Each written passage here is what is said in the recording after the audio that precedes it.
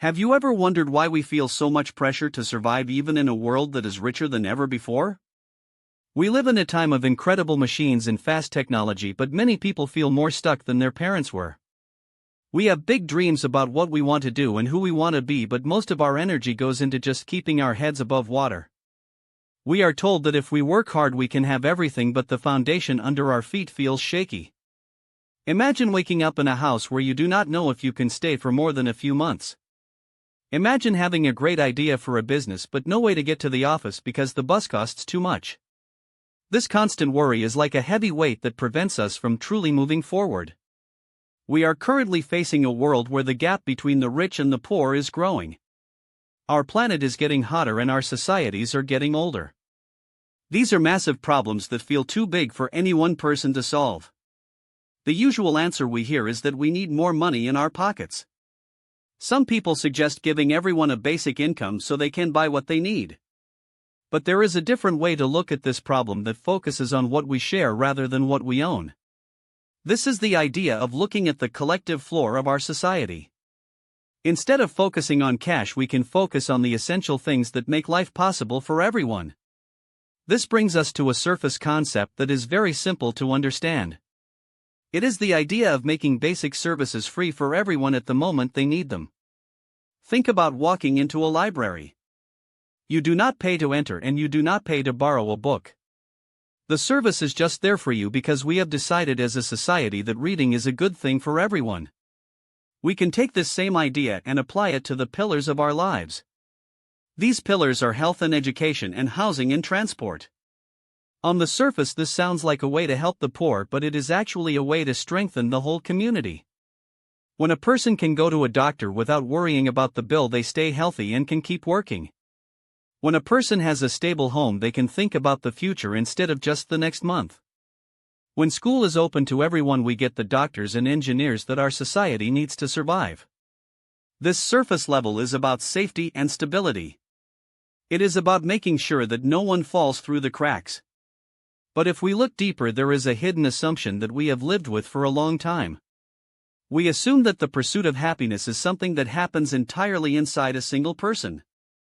We think that if you are not happy or successful, it is because you did not try hard enough. We assume that freedom means being left alone to figure everything out by yourself. This assumption forgets that no one is truly independent. We are all connected by the roads we drive on and the hospitals that keep us safe. We assume that if we give people things for free, they will become lazy. But the truth is often the opposite. It is very hard to be creative or hardworking when you are starving or homeless. We assume that happiness is a private prize, but it is actually a public good. If your neighbor is sick or uneducated, it eventually affects your life too. By providing basic services, we are not just giving things away. We are investing in the common ground that allows everyone to be free. This leads us to a structural pattern of how our modern world is built. Right now, we treat these essential services like products in a store.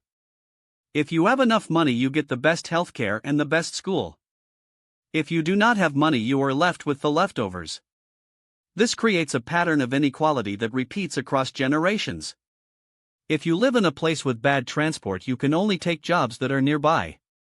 This limits your life based on where you were born. A new structural pattern would be to treat these services like the air we breathe. They should be everywhere and available to all. This change in structure moves us from a system of competition to a system of cooperation. It recognizes that a society needs midwives and accountants just as much as it needs leaders. When we build this structure, we are building a machine that produces opportunity automatically. We are creating a world where location is no longer a limit on what you can achieve. This allows us to reframe our entire perspective on the state and the economy.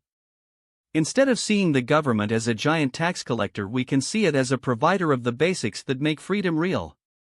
We can reframe our taxes as a membership fee for a society that protects everyone. This perspective turns the old idea of life and liberty into something concrete. Liberty is not just the absence of a king. Liberty is the ability to move and learn and stay healthy without fear. When we provide these services, we are actually making the pursuit of happiness possible for the first time for the majority of people. We move from a world of empty promises to a world of real chances. This is a very hopeful way to look at the future of technology and the state. It suggests that we can use our wealth to build a foundation that lasts for hundreds of years. This is not just a theory for politicians to talk about in big rooms. It is something we can see in our daily lives. Think about how much more you could do if you never had to worry about a sudden medical bill. Think about how much more a young person could contribute if they could study any subject without starting their life in debt. We can apply this in our own communities by supporting local libraries and parks and public transport. We can start to value the people in our lives not by how much money they make but by how they serve the community. We can ask for better services instead of just lower taxes. This daily shift in how we see our needs can lead to a much kinder world. It helps us realize that we are all in this together. When we see a bus or a school, we can see it as a piece of our shared freedom. We can start to demand that our technology works for the many rather than just the few. This is the path to a society that does not just thrive but actually survives the challenges of the coming years. We can build a world where every person has the physical and mental well-being to be of service to their neighbors. This is a dream that is actually within our reach if we change the way we think about what we owe to each other. It is about moving from a culture of me to a culture of us. By providing a solid floor for everyone, we give everyone the chance to reach for the ceiling. This is the true meaning of a modern and fair society. We are at a moment in history where we have the tools to make this happen.